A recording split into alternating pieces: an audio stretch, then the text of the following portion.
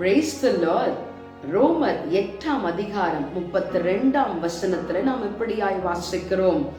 தம்முடைய சொந்த குமாரன் என்றும் பாராமல் நம் எல்லாருக்காகவும் அவரை ஒப்பு கொடுத்தவர் அவரோட கூட மற்ற எல்லாவற்றையும் நமக்கு அருளாதிருப்பது எப்படி என்று சொல்லி வாசிக்கிறோம்.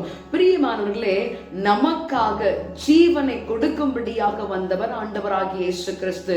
நம்முடைய பாவத்தை மன்னிக்கும்படியாக, நம்முடைய சாபத்தை நீக்கும்படியாக, நம்முடைய வியாதியை மாற்றும்படியாக இந்த உலகத்துல வந்திருக்கிறவர் தம்முடைய ஜீவனையே கொடுத்திருக்கிறார்.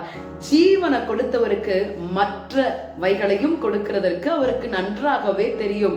உங்களுக்கு என்ன தேவையோ, நமக்கு என்ன தேவையோ, அவை எல்லாவற்றையும் நமக்கு கொடுக்கிறவர் நம்முடைய ஆண்டவராகிய இயேசு கிறிஸ்து. இந்த நாளிலும் நமக்காக எல்லாவற்றையும் கொடுக்கிறவரையும் ஜீவனை கொடுத்தவரையும் ஆராதிக்க விட்டுக் கொடுப்போமா? Praise the Lord. கல்வாரியின் கருணையிதே காயங்களில் காணுதே, கர்த்தரேசு பாருனக்காய் கஷ்டங்கள் சகித்தாரே, கர்த்தரேசு பாருனக்காய்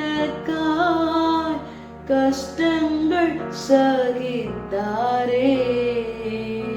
ஆம் ஆண்டவரே, எங்களுக்காக ஜீவனை கொடுக்கும்படியாக வந்தவர் ஆண்டவரே. மற்ற காரியங்களையும் எங்களுக்கு தேவையான எல்லாவற்றையும் கொடுக்கிறவர் நீர் என்பதை அறிந்திருக்கிறோம். உங்களுடைய அன்பின் கரத்துல விட்டுக் கொடுக்கிறோம். இந்த நாளிலும் நீங்க எங்களை பொறுப்பெடுத்துக் கொள்ளும் ஆசீர்வதியும் இயேசுவின் நாமத்தில் ஜெபிக்கிறோம் பிதாவே, ஆமென்.